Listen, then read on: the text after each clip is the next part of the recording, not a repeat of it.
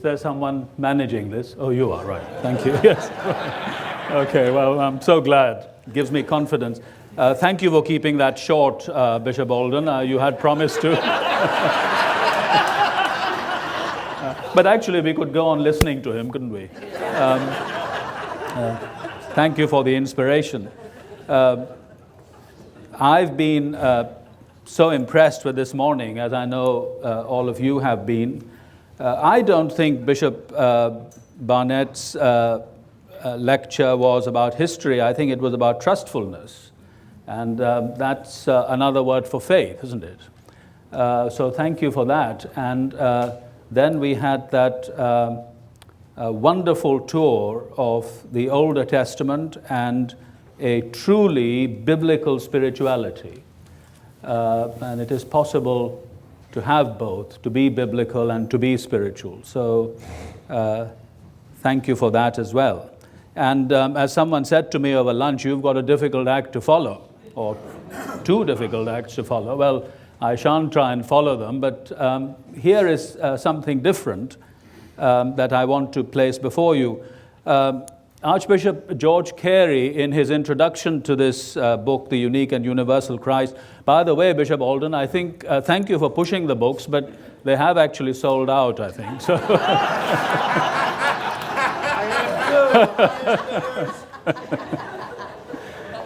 in his introduction to The Unique and Universal Christ, George Carey tells the story of being on a train and wearing his dog collar. You know, sometimes bishops and clergy sometimes wonder whether they should wear their dog collars on trains and buses and things. But as soon as a man sitting opposite him saw the dog collar, he struck up a conversation, and he was saying how much he admired the man Jesus, and was, going on in that vein. And after a while, George said, sort of rather gently to him, but he is more than a man. And at that, the man drew himself up stiffly and said, well, there we must disagree. And George says, promptly got off the train. Well, I said to George at the time, I hope the train had stopped when got on. But I think this does betray, certainly in the Western world, how people think of Jesus. There is a rumor of Jesus around, but they know very little about him, and they certainly don't think of him as more than a man. They don't think of him as on the divine side, as Peter was saying last night. Another incident that I remember very well, I was balloted for leading a debate in the House of Lords on, I think the topic was something like religion in society or some such anodyne topic. Anyway, my ballot was successful, and the civil servant said to me, Bishop, the person who has put his name down to speak immediately after you is one of our leading atheists. I can tell you his name afterwards. And he will obviously try and be negative in terms of what he will say. So I said, that's fine, thank you for the warning. And sure enough, this man got up and was very negative about the role of faith in society and all of those things. And then the Lord gave him into my hands. Because, you know how he does. Because this man finished his speech. I don't know why he did this, but he said, when I have to decide on moral questions, I go to the Sermon on the Mount. By which I think he actually meant the Beatitudes, but never mind. They're part of the sermon. And so when you're leading a debate, you have an opportunity to respond to the speakers. So I took him up on this, said, why believe some things that Jesus has said and not others? Where is your criterion for discrimination in this? The third example, of course, is Philip Pullman and his newish book called The Good Man Jesus and the Scoundrel Christ. So again, there is comfort in this leading, author, children's author, what influence he's having on our young people. comfort with the figure of Jesus, but discomfort with calling him Christ. You see. Well, that's secularity for you in the Western world today. What about Islam? What does Islam think of Jesus? We've had a reference to the Quran already. Islam has three quite different views about Jesus, actually. One is the Quranic, which concentrates on doctrine, on saying who Jesus is according to the Quranic point of view, born of a virgin, he is called the Messiah, the Word of God, Spirit of God, a denial of the Trinity, denial of his sonship, denial of the crucifixion, though you can debate all of that. But the interest is in doctrine about Jesus and where the Quran differs from Orthodox Christian teaching. But then there are the traditions of the Prophet of Islam, Muhammad, where the interest in Jesus is different again. It is really eschatological. It's about the last days, what will happen. And Muslims believe that Jesus will return to earth, and there they agree with us, but then everything else changes, because he will break down all the crosses. He will convert all the Christians to Islam, and he will offer the salat or the ritual prayer behind Muhammad. You see, that's the kind of vision that the hadith, the traditions about the Prophet of Islam have. And the third view of Jesus, different again, as I say, is of the Sufis, the Muslim mystics, who see Jesus as an exemplar, as one who typifies obedience to God, giving up the things of this world, being single-minded in his following of the divine will, and so on. So the three quite distinct ways in which Muslims have thought about Jesus. Hindus, as I will say later, I hope I have the time, Jesus and his person and work have had a profound influence on Hinduism in the last 200 years or so. And there are many Hindus who find some place for Jesus devotion in their lives. And for some, it is exclusively Jesus. I mean, there are hundreds of thousands of Hindus now for whom Jesus is an exclusive focus for devotion. But the category in which they think of Jesus is not Savior or Lord, but Guru, Sadguru, the Guru who leads to truth.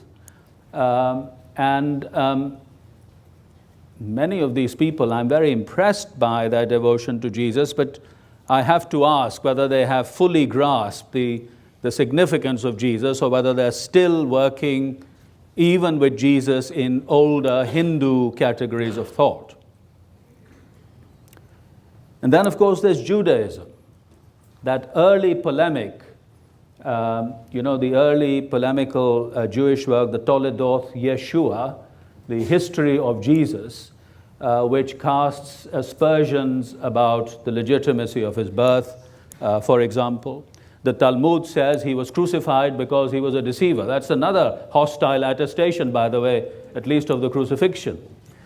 But in the last 50 years, 60 years or so, there has been a genuinely new chapter in Jewish-Christian relations, which has led at least some Jews to reevaluate the person of Jesus, if not in terms of Judaism, at least in terms of his Jewishness. And I think we have gained a great deal of our insight about Jesus from some of this reevaluation. My old friend, Geza Vermish, the great Aramaic scholar, prefers to think of Jesus as a Hasid, as one of the Hasidim, the pious Jews who are constantly supposed to be engaged in works of love. I mean, that's how he has made sense of Jesus. Another friend of mine, a more liberal Jew, Rabbi Cohn Sherbach, thinks of Jesus as a prophet of the Old Testament type, of the Hebrew prophets. And then, of course, there are people like Rabbi Pinchas, who is quite prepared to believe in the resurrection of Jesus from the dead, because this is what happens to righteous Jews. God vindicates them and raises them from the dead. And there's a very interesting dialogue between him and Hans Küng, the Roman Catholic theologian, which is called Brother or Lord. So Pinchas is prepared to call Jesus brother, whereas, of course, for the Christian, the question is whether he is also Lord. Now, I say all this because the question arises, there are all these people saying all these different things about Jesus. Did Jesus say something about himself? I mean, that's the question. In the proclamation of Jesus, as he comes into Galilee and ministers in the land, does he say something about himself? Now, you won't be surprised to hear that there are some theologians who say that Jesus didn't say anything about himself. He preached the fulfillment of the times, the imminence of the kingdom, the need to repent. I mean, I'm a great admirer of Jimmy Dunn's work, but this is one of the things that Dunn has held, that the kerygma of Jesus, as it is called, is about the kingdom and the fulfillment of times and all of those things, and not about himself. Not about himself. I am, as you might expect, on the other hand, a follower of C.H. Dodd's. And Dodd's work has recently been rehabilitated by that fine Australian scholar David Peterson, which holds basically that Jesus did say something about himself. Of course, he preached the kingdom and the fulfillment of times and repentance, but he also asked people to follow him. He also asked people to put their trust in him. He asked people to take his yoke upon him. And he spoke of his presence among them as the presence indeed of the kingdom. So, as has been said by the early fathers, Jesus is auto basileia. He is himself the kingdom. The kingdom is not something other than Jesus. He embodies the kingdom in his own word and in his own work. And this is what I think we need to examine briefly, how he does this. Some years ago, the BBC decided to make a film, a series of films, called The Miracles of Jesus. And being the BBC, they chose a Muslim to do the narration. Well, I remember thinking at the time there are roughly 2 billion Christians in the world, and the BBC couldn't find one to do the... They chose a Somali man called Omar Rage, you may have heard his name, who's a journalist, to do the narration for this series of films. Actually, in the end, it turned out that this was a much more reverent depiction of the miracles of Jesus than a liberal Christian theologian might have presented. I mean, there's a lesson there for us somewhere. Anyway, one of the things that Omar Rage says in this series of films is that Jesus was showing his divinity by his miracles. You see, I can't imagine a liberal Christian theologian saying this, but Omar Rage does, and I was very interested in Bishop Paul's classification of miracles, because he also classifies the miracles somewhat similarly. So he says, first of all, his divinity is shown by his authority over nature. The stilling of the storm, the calming of the waters shows who this person is. And then secondly, he shows his authority over supernature, the supernatural, the casting out of the spirits, the control and authority that he has over the supernatural world. And then thirdly, he says he shows this tendency, he shows his authority by his tendency to forgive sins. Again, that has been mentioned, the paralytic, the woman who anointed him. I mean, there are so many cases of Jesus forgiving sins, and people saying then in amazement, who is this who can even forgive sins? Now, Rage does go on to say something rather strange. As a Muslim, he says, and this is the reason why the Quran does not lay too much emphasis on the miracles of Jesus, because they show his divinity. Well, actually, it's one place where I disagreed with him, because my reading of the Quran is very much that it mentions the miracles of Jesus quite a lot. Some of the miracles are in the canonical Gospels. Some are from the apocryphal Gospels, like the Arabic Gospel of the infancy. So Rage is not correct about that, but it may be that Islam has not fully understood the significance of the miracles of Jesus that the Quran mentions. Well, there's a conversation to be had there then. Secondly, there was a series of lectures by a Sri Lankan evangelical scholar called Vinod Ramachandra. I don't know if people have heard of him, but he works for the International Fellowship of Evangelical Students. These were the London Institute lectures, in which, relying on Ben Witherington's work, Ramachandra tries to develop the idea of Jesus understanding himself as wisdom. Now, there is a cultural context to this, because when Ramachandra works in a Hindu-Buddhist situation, and the idea of Jesus being wisdom is attractive in that situation for him. But I think wisdom is an important category. He begins with a consideration of Matthew 11. You remember, this is where the disciples of John come to Jesus and say, are you the one we are looking for, or should we look for another? And Jesus refers them to all that is happening. The blind are seeing, the lame are walking, the deaf are hearing. And the reference, of course, is to Isaiah 35. And Isaiah 35 is about Yahweh. It is about the coming of Yahweh himself. So once again, if you're looking for which side of the divide Jesus is on, well, clearly this is the divine side of the divide. But then he goes on to say, when you went out after John, what did you go to see? And you heard John, you didn't believe him. Now you are hearing me and you don't believe me either. But he says, wisdom is justified by her deeds.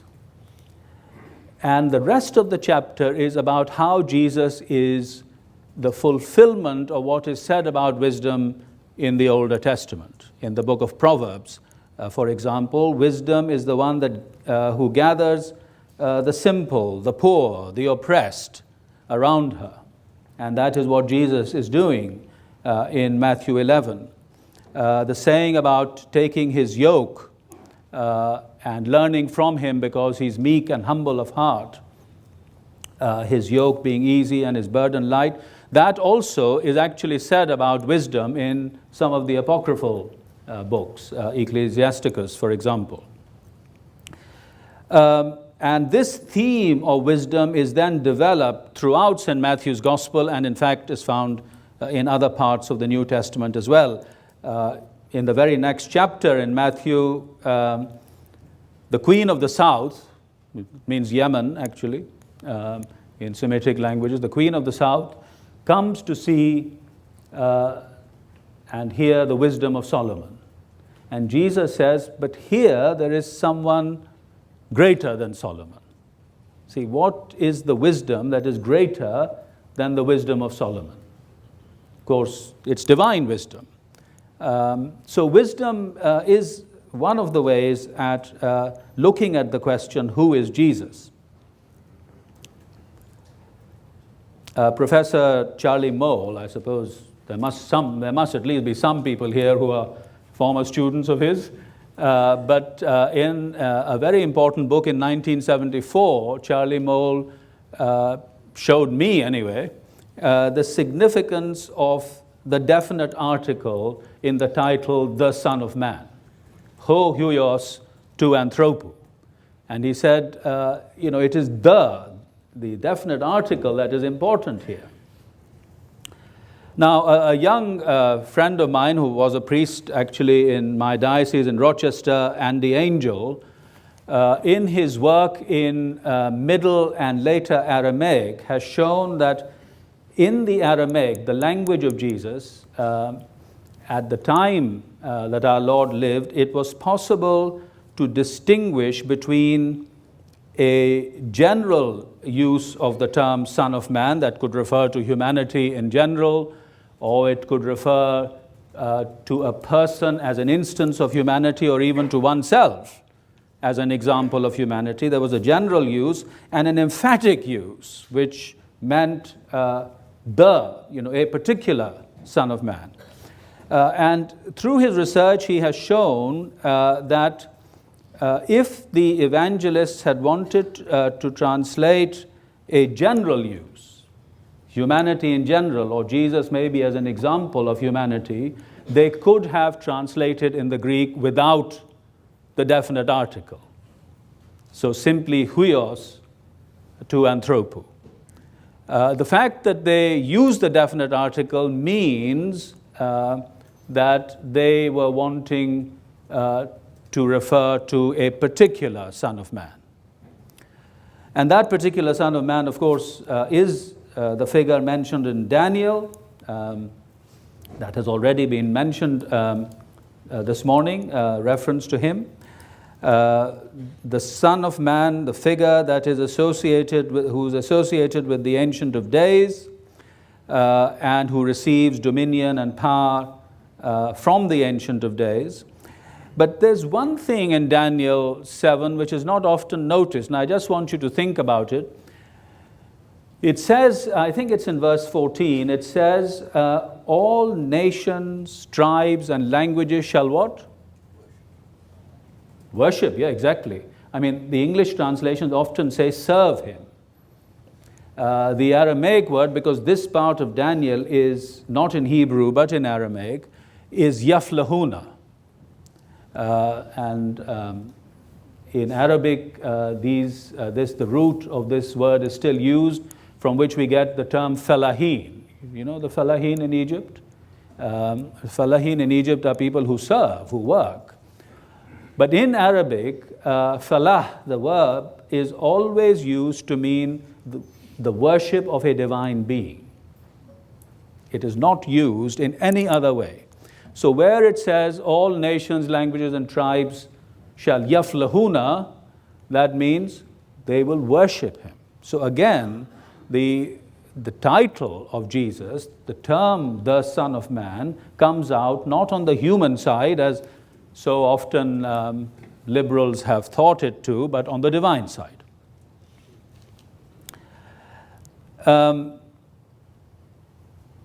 And this brings us to the question about the Messiah, because it is, of course, true that Jesus was reluctant to speak of himself openly as the Messiah, because in his time the word had acquired political connotations.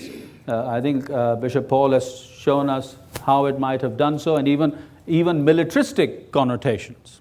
So he properly exercised reserve about it. I think there may have been another reason for the reserve.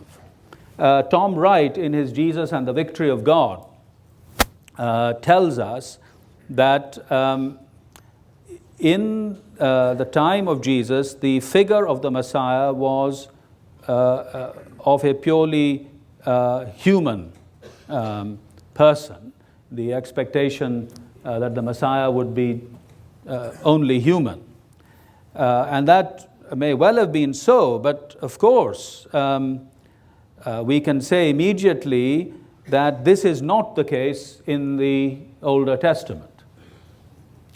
We have seen already what expectations of the Messiah there were, and in addition, I would simply mention, for example, Ezekiel.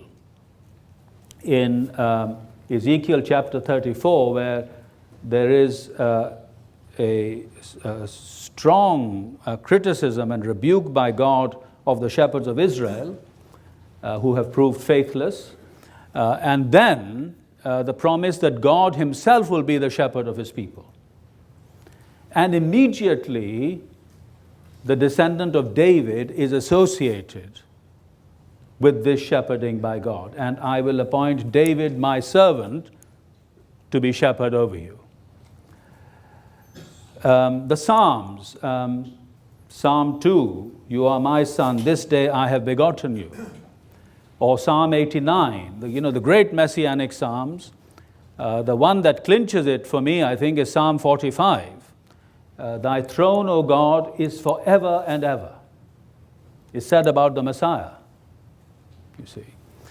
And of course, these themes are taken up, as you know, in the New Testament.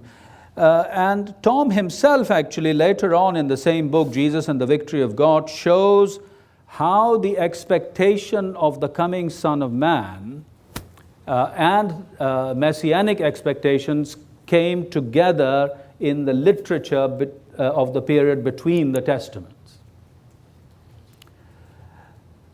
Now, the term Messiah is used also, of course, by the Jewish people.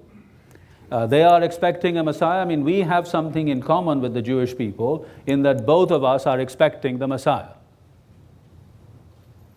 The chief rabbi, in an address recently in Britain, said that there is a Jewish story. When the Messiah comes, people will ask him, have you been here before? Well, Christians know the answer to that. Yes, because we are also like the Jews expecting the Messiah to come, but we know that the Messiah who is coming is Jesus-shaped. That's the difference. Muslims, the typical title for Jesus in the Quran is Al-Masih, the Messiah. That title is not used in the Quran anyway of anyone else. The Quran, again, as was pointed out this morning, doesn't actually give any content to this title. But over the years, in many Muslim cultures, the term Masih has come to mean the one who heals. You see, the one who heals. When the Iranian Revolution happened in 1979, one of our hospitals, the Anglican Church, which was called Bimaristan Isa Masih, the hospital, Jesus Christ Hospital, was nationalized. And they renamed it immediately Imam Khomeini Hospital. Well, I saw the change in the name, and then some years later I went to Isfahan again, and I looked, as I was passing the hospital, because you have to pass it to get to the church, it said Bimaristan Isa Masih. I sort of rubbed my eyes, and I thought, am I seeing things? When I got to the church, I asked the priest there, I said, did they not change the name to Imam Khomeini Hospital? And he said, yes, Bishop, they did. So I said, but now it says Jesus Christ Hospital again. So they said, the priest said yes, but when they changed it to Imam Khomeini Hospital, people stopped coming.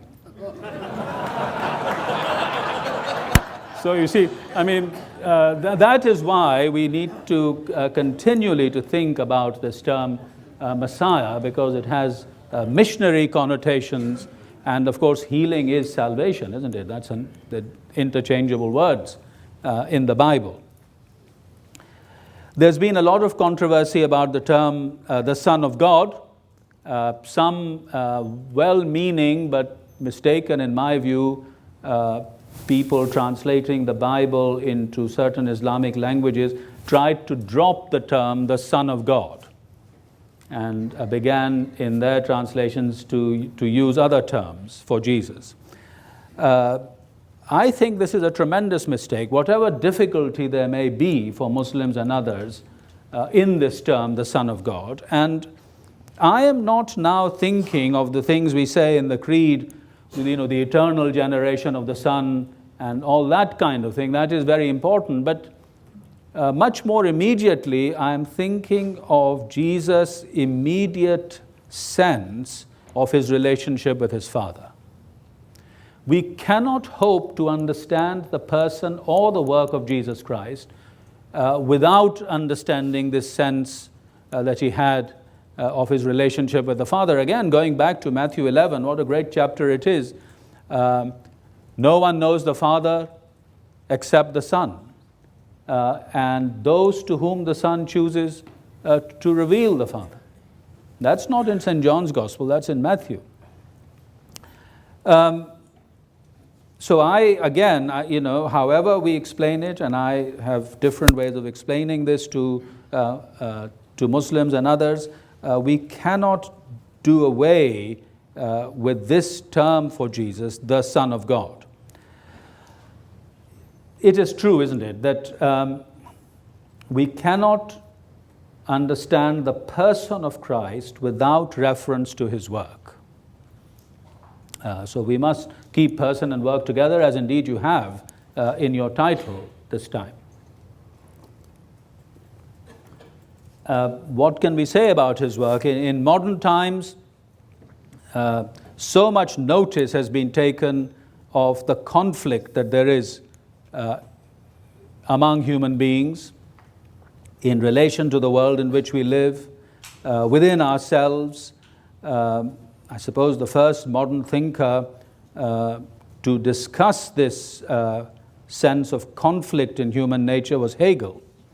And for him, the conflict can be overcome dialectically, so that we can, through a process of thesis, antithesis, and synthesis, come to terms with ourselves, with our world, and even with the very source of our being, with God. Marx, remember him? Karl Marx? Well, lots of things that Marx said are not important at all now. Praise the Lord. Historical determinism, for example. But Marx also analyzed the alienation of the worker from what the worker produces, because the worker does not own what he or she produces in a capitalist system. And he analyzed also the alienation of workers from one another because of the system of division of labor. Well, that's another kind of alienation. And the third, of course, from psychoanalysis, the alienation that there is within ourselves. Our alienation from ourselves because of our alienation from the ground of our being. Now, I don't know if people still read Dr. F.W. Dilliston. I hope they do, because his work on the atonement has shown that it is not just that we have become aware of alienation in our own time, but that this was also a concern of the ancients. There was a realization in the ancient world of a great disruption that had taken place in the world and in humanity. And there was then a desire to return to the original harmony. Dilliston calls this a nostalgia for paradise. Nostalgia for paradise. Where can we find that nostalgia for paradise in our day and age? And Dilliston then took three great civilizations of the ancient world, India, China, and Egypt, to show how, through sacrificial systems, people tried to undo the disruption and to return to harmony. It's very impressive work that he did. But then when he comes to the Bible, to the world of the Bible, he says, this is a different world, because the systems of sacrifice in India, China, and Egypt, these ancient civilizations, had very much to do with what Henry Chadwick called dying and rising gods. It had to do with the restoration of fertility, of getting things right with the land, with the environment, if you want to put it in a modern way. But he says the biblical concern with sacrifice is quite different. So there are two main kinds of sacrifice in the Bible. There are the communion meals where people eat together of sacrifice. And the obvious example of that is the Passover, where you share together in what has been sacrificed. You remember as you share together the great work of God that He has done among His people. And of course, we will be celebrating the Eucharist soon, and that is what it is, a communion meal where we celebrate, remember, bring to the present, feed on the benefits of God's great work. But the other kind of sacrifice that Dilliston notes in the Bible is the sin offering. And there are two different words in Hebrew for the sin offering, asham and chatat. And the interesting thing about these two words for the sin offering is that they're also the same words for the sin for which these things are a sin offering. Do you see what I mean? I mean, this is hugely significant. That the word for the sacrifice is also the word for the sin for which it is an offering. At least asham and chatat.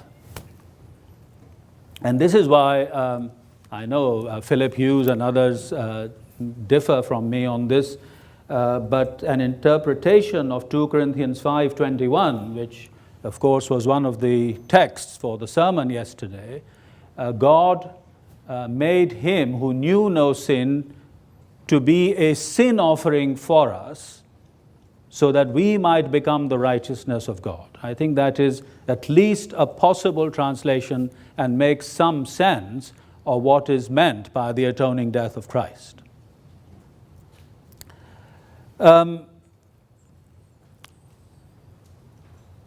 When we speak of the atoning death of Christ, it is true that there is a subjective way of thinking about the atonement. I do not in any way want to belittle that.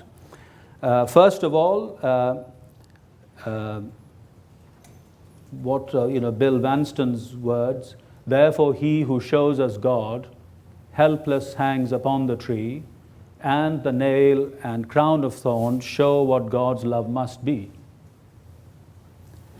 That's true. There is this showing forth in the cross of God's love.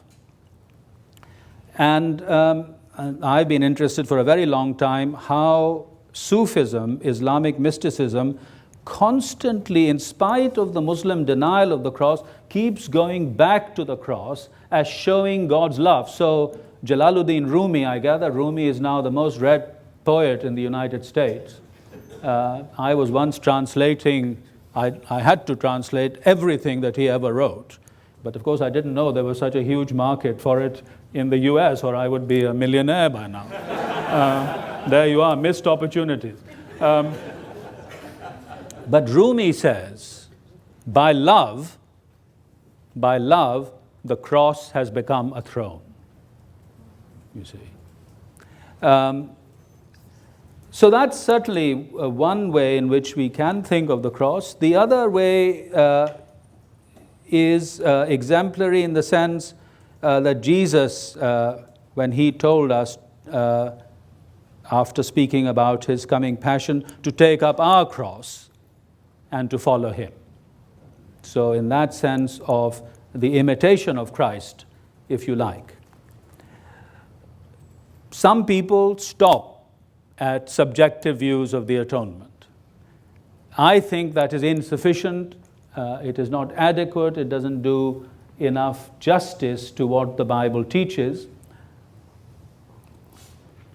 And a great deal, of course, can be said about all of this, but I just want to say three things about this objective side of the atonement. One, that Jesus is here shown as our representative. So in His atoning work, He is a renewed or new humanity that is being brought about by God's will and purpose. A second Adam to the fight and to the rescue came. It says in John Henry Newman's great hymn, a second Adam to the fight and to the rescue came. And it's because of this representativeness that we can have solidarity with Christ. The en Christo formula, therefore, becomes possible.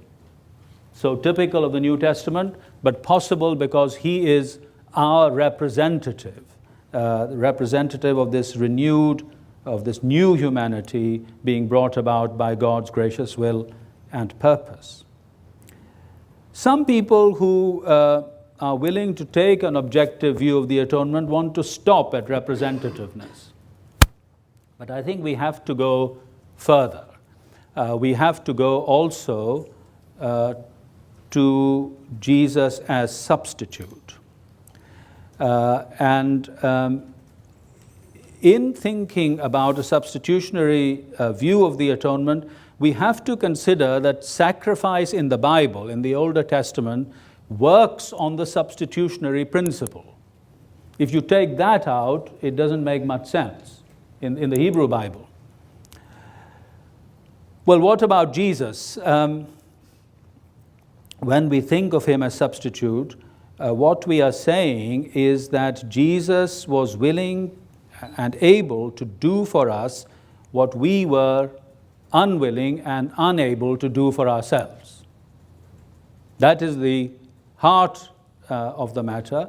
And in doing so, he endured a punishment that was really, that we really deserved, that was due to us. But also in doing so, he turned away God's wrath, you say wrath, don't you? God's anger from us, you see. He turned away God's anger from us, made it possible for us to be friends with God, and therefore brought about the end to that alienation that Dilliston was concerned about with the very ground of our being, within ourselves and with one another and God's world. So that's the representative and substitute. And then, of course, the third aspect of an objective view of the atonement is Jesus as victor. He has won the victory, and that is a victory over sin and death and the devil. This motif of Christ as victor appears, for example, in Athanasius. Athanasius says that Christ died for all, and because death could not hold him, his victory is a victory for all. It's also typical of Martin Luther's views on the atonement, and I think all of Luther's theology is given a vigor, actually, by this view of Christ as victor, victorious over evil. Now, when we think of the person and work of Christ, we cannot, of course, ignore the resurrection. That has been mentioned already. And I've been greatly helped in this by Oliver O'Donovan in thinking about the implications of the resurrection as victory. So the resurrection is not only the basis for our own personal hope for eternity, for our destiny, but it is also the hope for humanity as such, and indeed for the whole of the created order. And so when we think morally about the world in which we live and about ourselves, we are not just thinking in terms of creation, what is, but also in terms of resurrection, or what ought to be. And that remains important, of course, in many areas of our life. Now, it is said, isn't it, so often, that if Jesus is Lord at all, he must be Lord of all. So the question about this victorious one who has won the victory over over the world, sin and the devil, what is his relationship to culture? And secondly, what is his relationship to that important aspect of culture which we might call religion? As far as culture is concerned, of course, culture is God-given. It is about how human capacity is refined and developed. It is about our non-biological heritage, if you like, all of those things.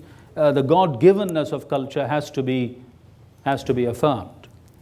But we also know that culture can go wrong. And so Christ's judgment over culture also has to be affirmed. Missiologists, those who think about mission, seesaw between too much affirmation of culture and too much negativity about culture. And this is shown in two great Anglican missionaries, St. Augustine of Canterbury, who was advised by Pope Gregory, who had sent him, not to destroy the shrines of the pagan Anglo-Saxons he was converting, but to purify them, that's a key word, to purify them and to turn them to Christian use. Well, Augustine did to some extent, and didn't also. But the other great missionary was Boniface, the apostle to the Germans. And he specialized in destroying pagan religion. And of course, the great moment of the conversion of the German people was when he cut down the great oak. And when people saw that nothing happened to him, they all accepted Christ, and there were thousands of baptisms and so forth. But there is this tension in the approach to culture. On the one hand, because of the eternal word of the Logos, who is incarnate in Jesus Christ, being also the rational principle not only of the universe, but the one who gives order and meaning to human society, to families, to human structures, to human thought, we can affirm the God-givenness of culture. The reformers certainly saw that God revealed himself in nature and indeed in his law inscribed upon the human heart. They saw that. The fathers, the early apologists, on the one hand saw this eternal word judging all the cultures of the world. That's their starting point. The reason why people like Socrates, etc., are called honorary Christians by people like Justin is not because they saw the truth, but because they saw the falsity of their religious background. But yes, they also saw that in the morality, in the philosophy, even in the poetry, and even in the pagan prophecy, that to some extent the work of the Logos could be seen. People could be led to Christ even in the midst of all of this falsehood. And I suppose in the modern era, all of this was brought to a climax in the debate between Emil Brunner and Karl Barth. Brunner could see that God, to some extent, revealed himself in nature. That's the argument of Romans chapter 1. And that human beings had some kind of connection point, Anknüpfungspunkt, connection points with him. Barth, of course, delivered a great no to Brunner. We can say that Brunner is right when he says there is a connection point between human civilizations and God. And this can be discerned in the orders of society, of the family, of the church, and so forth, to some extent.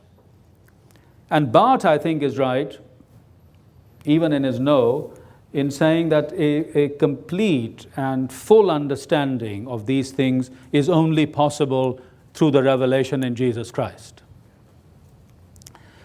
The the grid that I often work with as far as culture is concerned is that which was given to us so long ago by Richard Niebuhr. In his book, Christ and Culture, he talks first of the Christ who is of or for a culture, where a culture acknowledges the gospel as the basis of its organization and its direction. And this is not simply to affirm any one culture, because the Christ who's of a culture or for a culture is also the Christ who judges culture, who is the principle, who is the critical principle in the culture. So if a culture is going wrong in its treatment of human beings, for instance, or some injustice in society, or a misuse of our resources that God has given us, then the gospel becomes a principle of criticism for such a culture. The Western world, I think of Britain, acknowledges Christ in this way.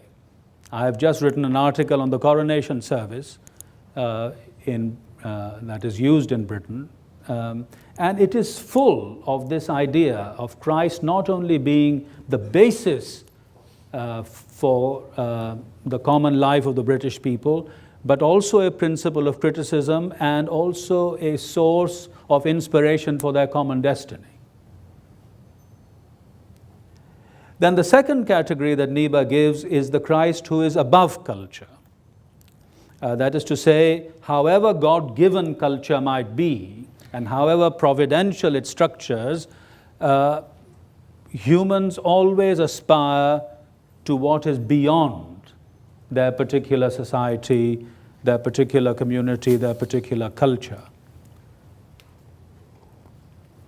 And then Niebuhr talks about Christ and culture in paradox. This is the Lutheran idea, particularly where the external form of a society might be determined, again, by God-given laws that need to be obeyed, but that is distinguished sharply in Lutheran thinking by the inner life, where the sinner justified by grace through faith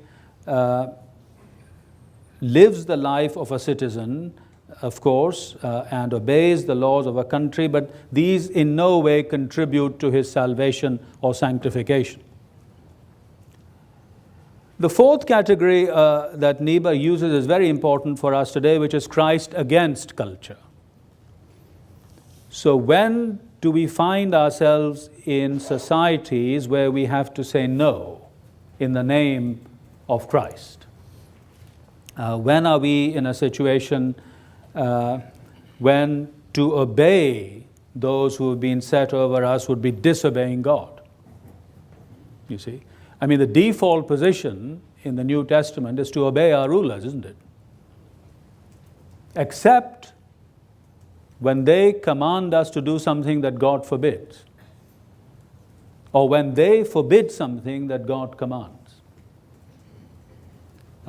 Christ against culture. And it may be that in the Western world today, we are moving from the Christ for or of culture paradigm to the Christ against culture. And the final category that Niebuhr has is of Christ who is the transformer of culture. That is to say, Jesus Christ, the coming of the gospel of Christ changes cultures from the inside. And both Pope Benedict and the evangelical missiologist Charles Kraft has written about how the coming of the gospel changes cultures from the inside, enables them to find their true center. Because the true center of any authentic human activity and life is Christ himself, the eternal Word. I have seen many examples in my own experience of how cultures are transformed by Christ. There's quite a lot of work being done these days in this area. For example, among the untouchables in India, the Nadar untouchables in India, a despised community looked down upon by their neighbors. They came to Christ about 150 years ago, and now they are in a situation where the so-called higher castes come to them for education and health and all sorts of things. That's because of the transformation brought about by the coming of the Gospels to the Nadars, having now put them in a situation previously unimaginable. The other work that David Martin, great Anglican sociologist, is doing, and others, is in Latin America, how Pentecostalism is actually bringing about the socio-economic change that liberation theology was claiming to bring, but never did, of course. And it is doing this. A man comes to Christ, so he doesn't go out and gets drunk with his friends, doesn't come back and beat up his wife, stays at home. Women have a better position, therefore, in society. The children do their homework, so they do well at school. Employers trust their employees, so they get promoted. And all of that makes for a cycle of virtue. Christ as the transformer of culture. Now, just a very final comment about religion. I suppose it's a matter for another lecture, really. The Bible always condemns false religion. Always condemns false religion. Many examples can be given of this, both from the Older and the New Testament.